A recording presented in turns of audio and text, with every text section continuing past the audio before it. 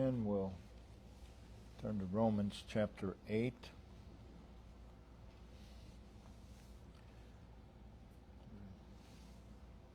Living in the assurance of God working His plan.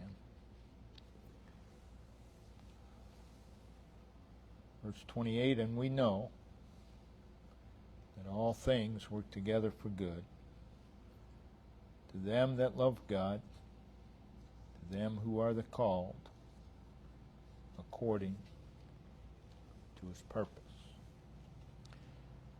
By way of review, we again see that this begins with, and we know. A knowledge of certainty. It is a knowledge regarding all things. It is a knowledge regarding the direction of all things. And as we've already said, this knowledge, of course, is greatly limited. It's imperfect. It's incomplete. There's more unknown than known. But yet, there is a certainty of what we know. There's an assurance. There's a confidence. There's a conviction. Again, this verse is, there's a boundary, there's some boundaries of what is stated here. And the boundaries are introduced by the words that and who. We know that all things work together for them that love God, to them who are the called. The them and the who are the same. And what is said here is limited to them. It's not referring to every human being. It cannot be said the person who dies and goes to hell that all things work together for good for them. It's just not so. So it has reference to the them, the who. What follows that word that love God, speaks of a characteristic of the them. And what follows who introduces an event. Who are the called introduces an event in their lives, either that will take place or already has. It's referring, of course, to the elect. So it's an event in their lives in which they are the recipient. The event in this case is called. They are the recipient of a calling. As we saw last week, it is an inward call. It's not referring to the general call.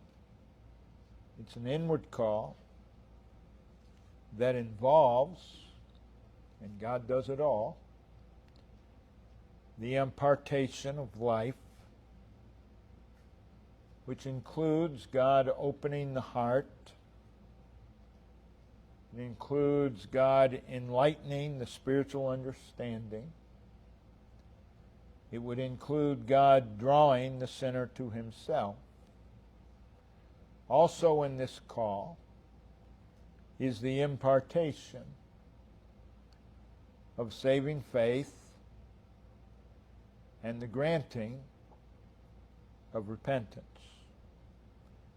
And all of this is the work of God. And we see here that it is according to His purpose. It's according to His purpose. In Ephesians 1 and verse 9, we read, according to His good pleasure, which He hath purposed in Himself.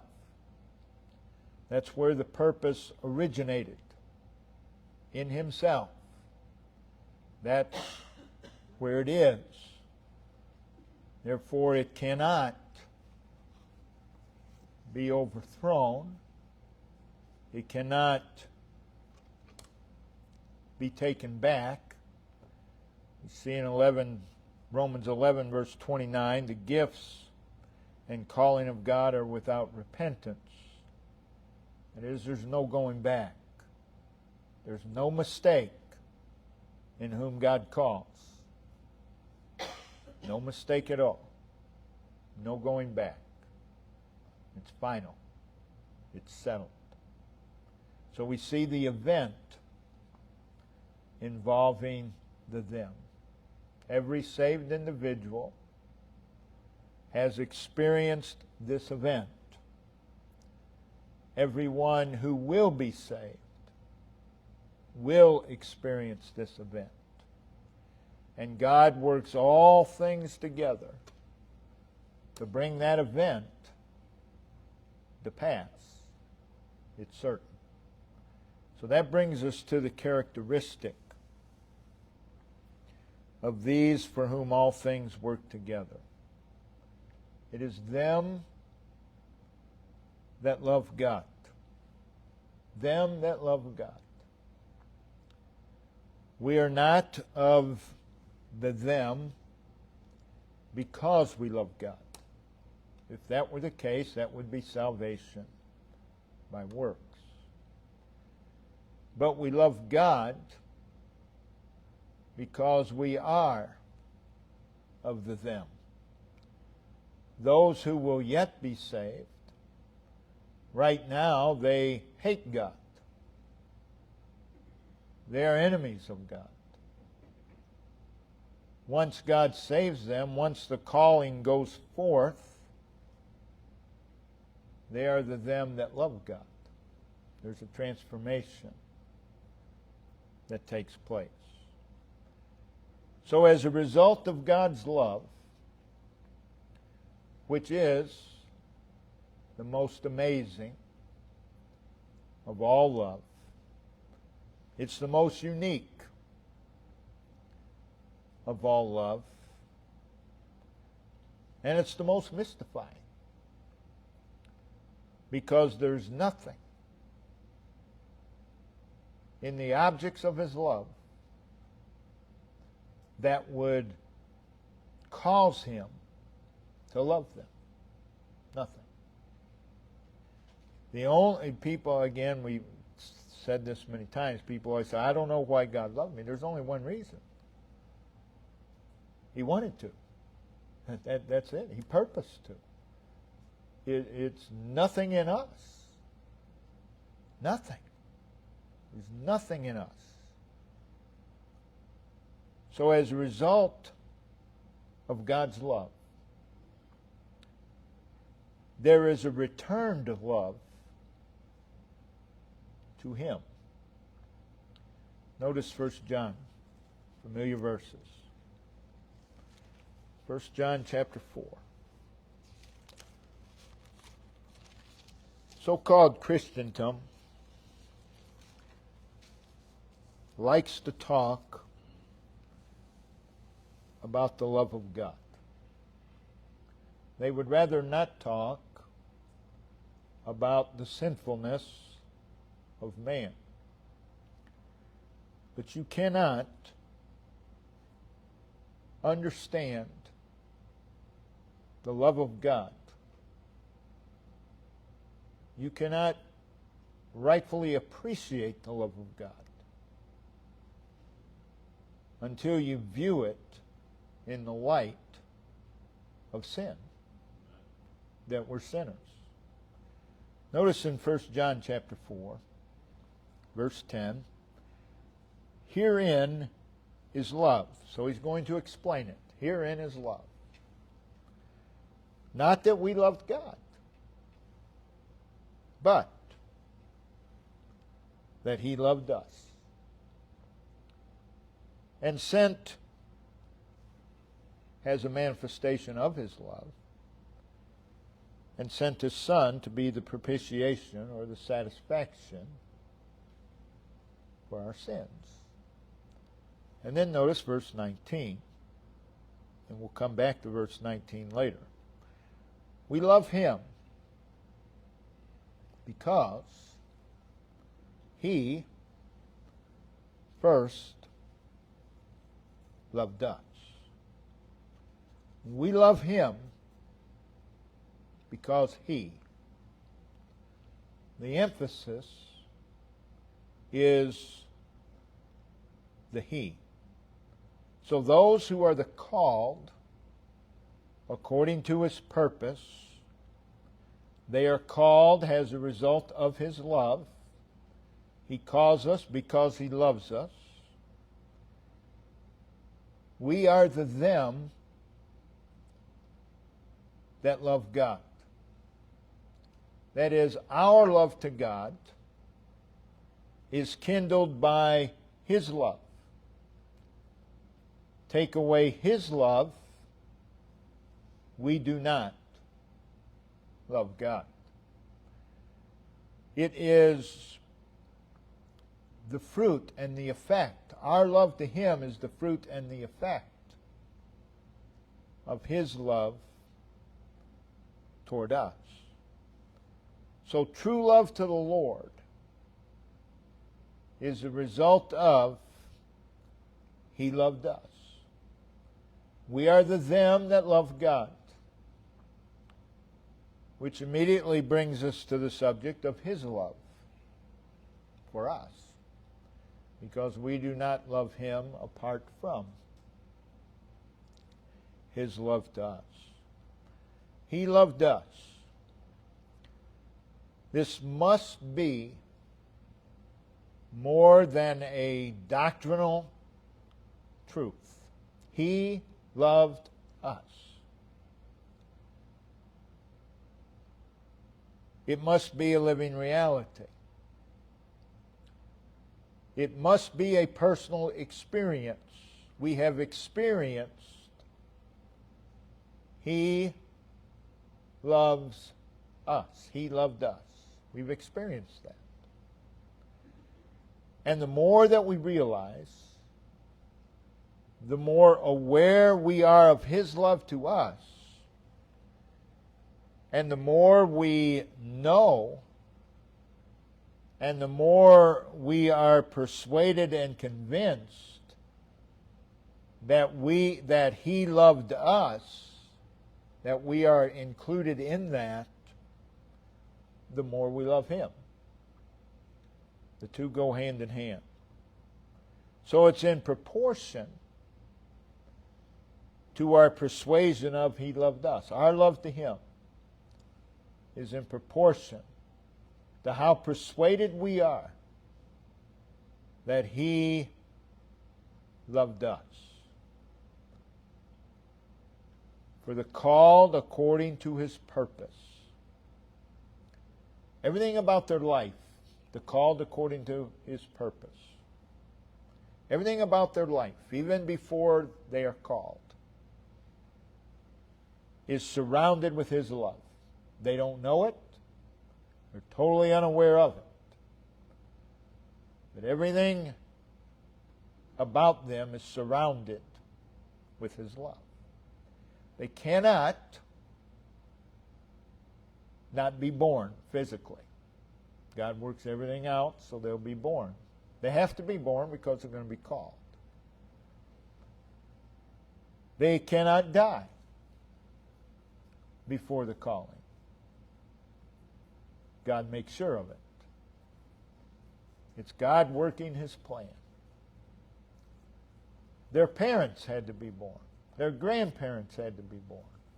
On and on it goes down the line. In all the circumstances of our life, we that are saved, His love has surrounded us. It's enveloped us. All of our wanderings, all of our rebellions, there has been His love. Though we are ungrateful, often oblivious to Him, His love never waned. Never. Never will it. Again in Ephesians 2, verses 4 and 5, His great love, wherewith He loved us, even when, again, He could have said He loved us when we were dead in sin. He said, even when. He's emphasizing. He's emphasizing when He loved us. He didn't love us, didn't start loving us after we believed. He loved us even when we were dead in sins. That's an amazing statement. He loved us even when. And you can put a long list on the other side of even when. But even when we were guilty before God, wanted nothing to do with God, nothing, He loved us. And His love never waned. Even when we rose up against Him as an enemy, He loved us. Even when we were depraved and degenerate, and deceitful, and wicked, unrighteous, filthy, and vile, He loved us. He loved even when we were filled with hatred and malice toward Him, and we blasphemed Him, used His name in vain. His love never waned. Even when we were fleeing from Him, shapen in iniquity, held firm in the chains of sin, His love never waned. Never. He loved us even when we were under the power and the pollution of sin, and while we were wallowing in it, He loved us. After He saved our soul, we continue to fail Him, and He continues to love us. And He continues to manifest His love toward us. Again, in our unsaved condition, we were unaware of God's love. But look back on your life. Look back on your unsaved condition, and looking back, you can see where He loved you. You can see it. He loved you. It's truly amazing. It's an amazing thing. He loved us. Again, it's a unique love. There's no love that you can compare with this love. There's nothing like it. Nothing. It's unique. It's extraordinary. It's special. There's no love more special than God loving a sinner. It is unparalleled. Again, there's nothing that you can compare it to. It's incomprehensible. Again, we can know about this love, and we can dig into it, and we ought to, but we haven't even scratched the surface of what those words mean. He loved us. Haven't even begun. It's a foreordaining love. It's a regenerating love. It's a redeeming love. It's a drawing love. It's a persevering love. He loved us. It's eternal. It's perpetual. Nothing can stop it. It's undying. It's undying. It's boundless. There's no bounds to His love for His own. It's timeless. When did He begin to love us? He never did. He always did.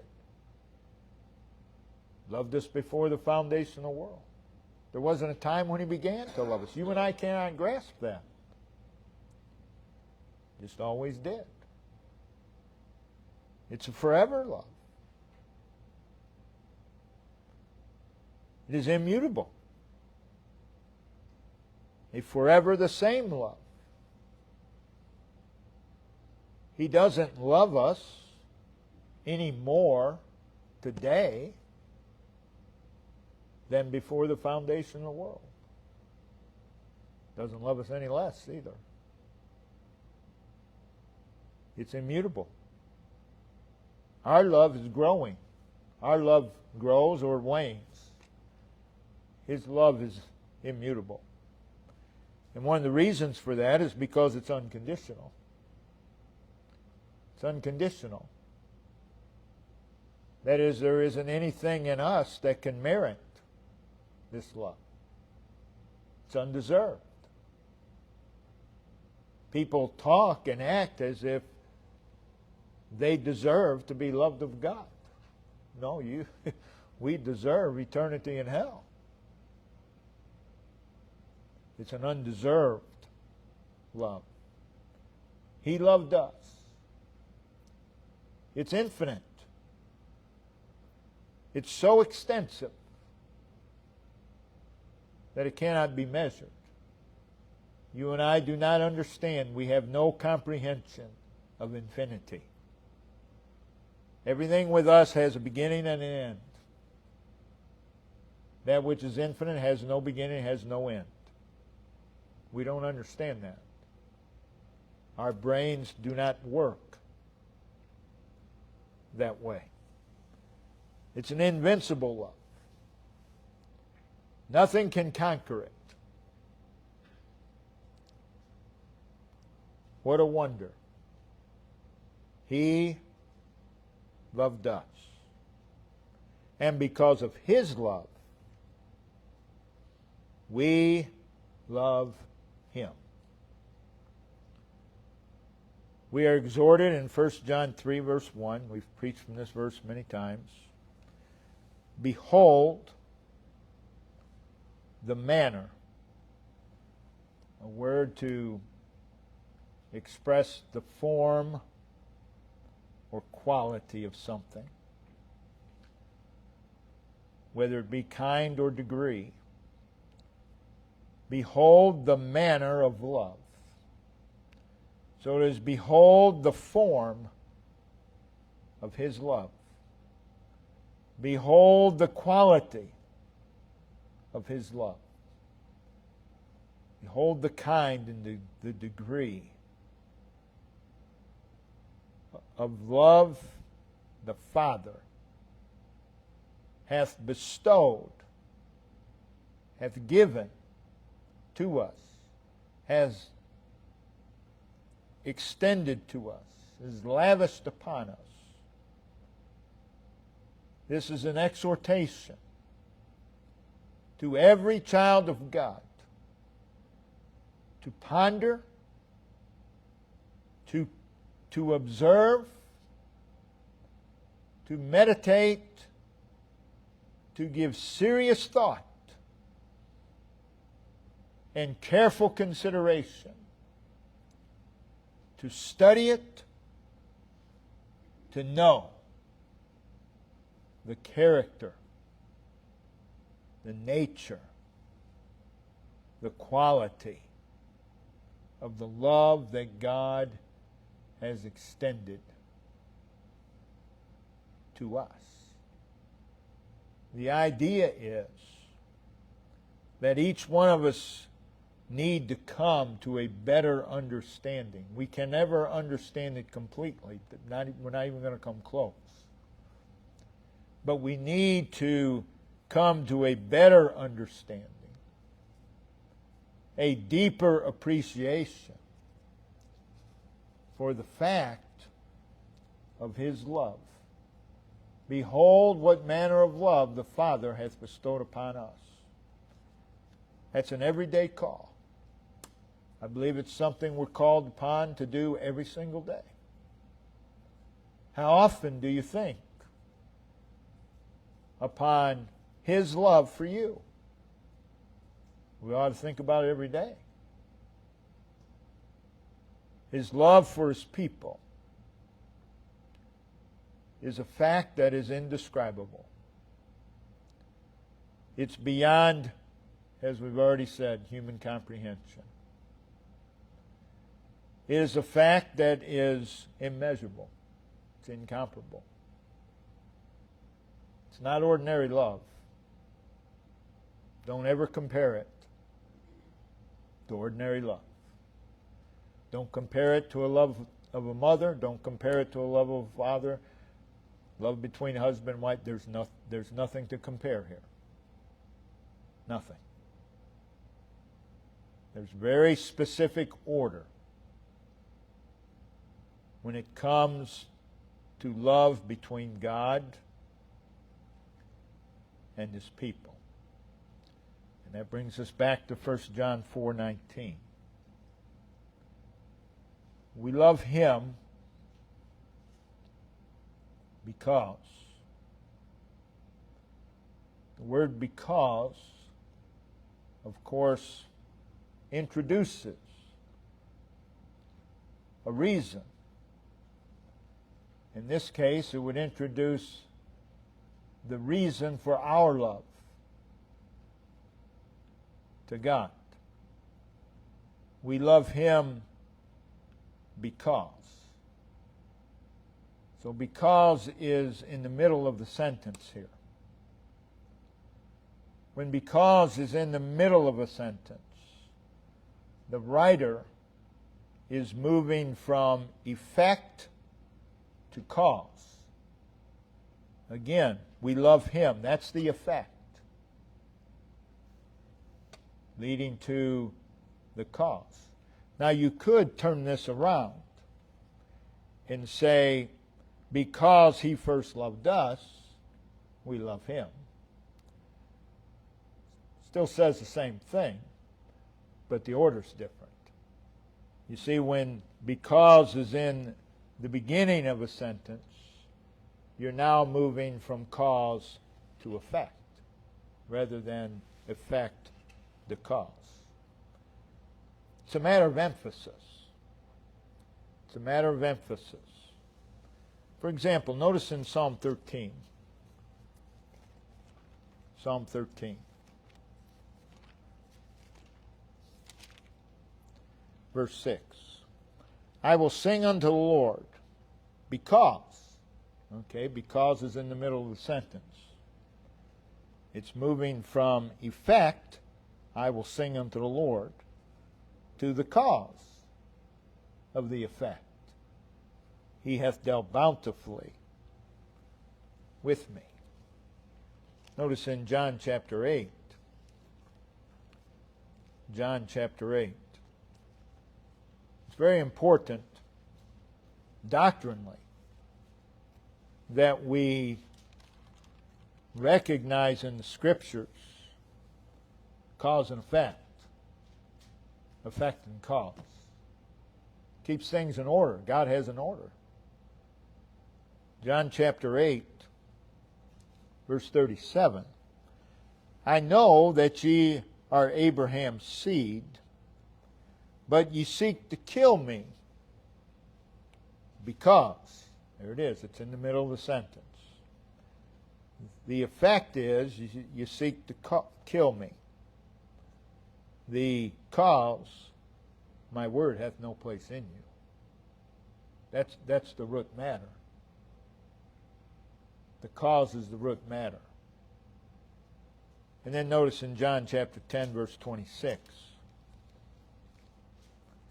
But you believe not because. Okay, there it is again, middle of the sentence. So he's moving from effect. The effect is you believe not. The cause, you're not of my sheep. It's not you're not of his sheep because you don't believe. That's not what he's saying here. That's not what he's saying. In fact, he's saying you're not my sheep, and that's why you don't believe. Only the sheep will believe. The goats will never believe. Never will. A sheep never becomes a goat never becomes a sheep. Every human being is either a sheep or a goat. There are two kinds of sheep. There are saved sheep and there are lost sheep. There's one kind of goat, unsaved. I won't even say they're lost, because the Lord came to save the lost. He didn't come to save any goats. He came to save the sheep. But you see here, you have effect to cause. That word because is a very important word. We love him because he first loved us.